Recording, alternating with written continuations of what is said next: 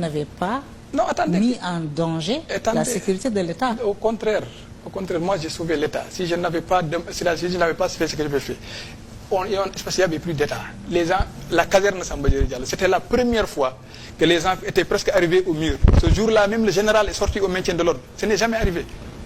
Si les gens laissaient faire, c'est-à-dire jour boobu même général Tine génn na si mbedd bi di def maintien de l'ordre. Est-ce que xam ngeen loolu? Mais nan nga sauver État? Non, en fait loolu xam nga loolu c'est-à-dire xam nga nit ñi dañoo demoon ba benn instant boo xam ne ñoom dañoo jàpp ne même gendarmes yi ils sont contre le peuple. Est-ce que vous avez compris? Donc il fallait dire aux gens arrêtez lii jaru ko. Est-ce que vous avez compris? C'est-à-dire am na mbir fu muy toll da ngay xam ne intérêt général moo gën intérêt ay nit. mais loolu noonu li ko indi c'est une mauvaise gestion du dossier. Responsabilité yi bari na. Souvent en parlant de ce dossier-là day am ñu ne capitaine Touré am na nu mu doon defee li am nii yëpp du am. Ok, yow, il aurait pu contribuer mais expliquer à élucider cette mais madame affaire-là. booy def enquête xam nga man nekkuma chef de l'unité, moi je suis le directeur d'enquête, le responsable de l'enquête. yow si on me met la pression ñu ne ma parel ñu yónni mbir mi dugg na fi jaar na fi yow yaakaar nga ne man mën naa si def dara mënuma si def dara. xam nga ce qu'il faut madame dire, ce qu'il faut expliquer aux Sénégalais, c'est de trouver des solutions pour libérer la justice. xam nga un officier, un capitaine de gendarmerie qui est dans une unité qui est une section de recherche, qui a un chef, lui qui a un chef, l'autre qui a un chef, ñoom ñëpp seen chef mooy le président de la République. Président boo xam ne c'est un homme politique, il a des intérêts politiques. Est-ce que vous avez compris? C'est ce qu'il faut régler. xam nga justice gis nga, si on ne se bat pas pour avoir une justice indépendante, aujourd'hui c'est moi, demain ce sera vous ou ce sera votre enfant. Non, bàyyi ma expliquer la xam nga, nous on ne trouve pas la solution. Qu'est-ce qu'on veut? C'est régler des problèmes politiques. C'est-à-dire il faut trouver un responsable directement. xam nga ce problème là il a créé un souci boo xam ne tey une bombe à retardement boo xam ne les gens pensent que c'est fini mais ça va leur suivre toute la vie.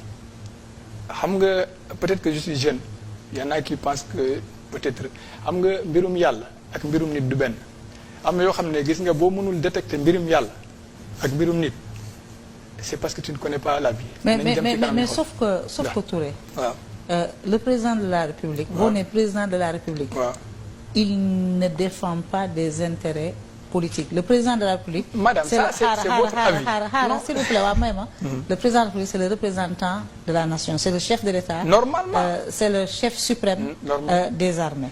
yow boo engagé si c'est le chef suprême des armées, comment est-ce possible que le président de la République, qui est le chef suprême des armées, moi je suis un officier de gendarmerie, je suis jugé par mes pairs. Ils me disent que mais vous êtes jugé pour quel motif? Non, madame, c'est pas pour quel motif. N'occultons pas le motif pour lequel je suis jugé. C'est parce que je suis sorti, j'ai fait des déclarations que je ne devrais pas faire. Est-ce que c'était votre devoir? Non, c'était pas mon devoir. Mais xam nga madame, vous savez pourquoi moi j'ai été pourquoi je suis officier? Xam nga loolu laa la wax. Xam nga lu ma la doon expliquer au départ loolu xam nga yéen loo leen di xalaat comme man officier de gendarmerie laa kese man li ma war a def c'est gérer mon poste. C'est-à-dire même si le pays même si le pays brûle man naa croiser les bras. non c'est ça que vous, parce que yow li ngay raisonner c'est de dire c'est quoi mon devoir. Maintenant pour vous c'est quoi mon devoir?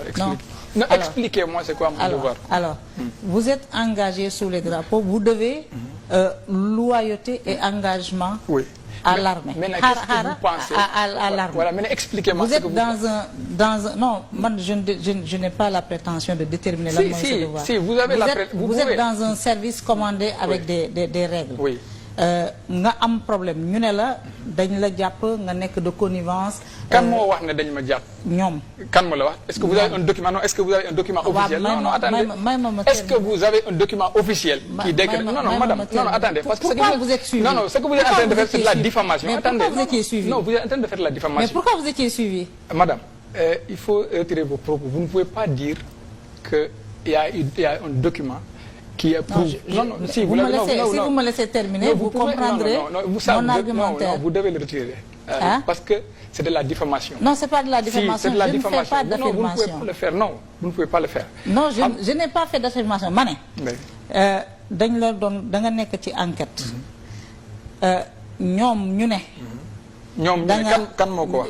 la gendarmerie ñu ne. kan moo ko wax da nga entré non xaar c'est pas important. non c'est très important madame. non parce que da nga entré en contact. waxal kan moo ko wax. non madame. c'est très important madame. may ma terminer. non dites qui l'a dit. Le seul communiqué que la gendarmerie a fait. C'est de dire que le capitaine Touré est connu pour être un bon officier jusqu'aujourd'hui. li nekk ci biir mooy. waaw lan moo nekk ci biir dañoo am ay suspicion ci sa impartialité waaw may ma rek Touré ma terminer ci sa impartialité. ñu commencé di la topp.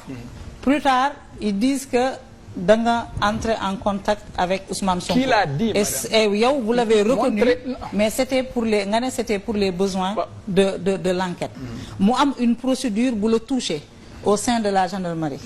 nga génn nga wax te wax bi du woon sa cër et quelque part sax vous avez reconnu que xëy na waroo woon wax léegi dans cette situation là vous auriez été chef d'unité vous auriez été chef d'escadron mu am un élément bu def loolu yow doo jël des mesures disciplinaires pour sanctionner ko tegaat ko ci yoon. Si moi j'aurais été chef de l'unité chef d'escadron j'aurais pris mon temps pour faire l'enquête afin de voir ce qui s'est réellement passé. Parce que quand une enquête engage la sécurité nationale, il faut prendre le temps qu'il faut. Il faut pas, c'est-à-dire bu enquête waree dugal si waree mettre en jeu la sécurité nationale da ngeen war a jël temps ngeen def ko PV boobu bu fuite boo ko gisee da ngay xam ne PV bi dañ ko accéléré defuñu ko nu ñu ko war a defee. C'est ça la question xam nga problème bu mu amee comme ni ma la wax.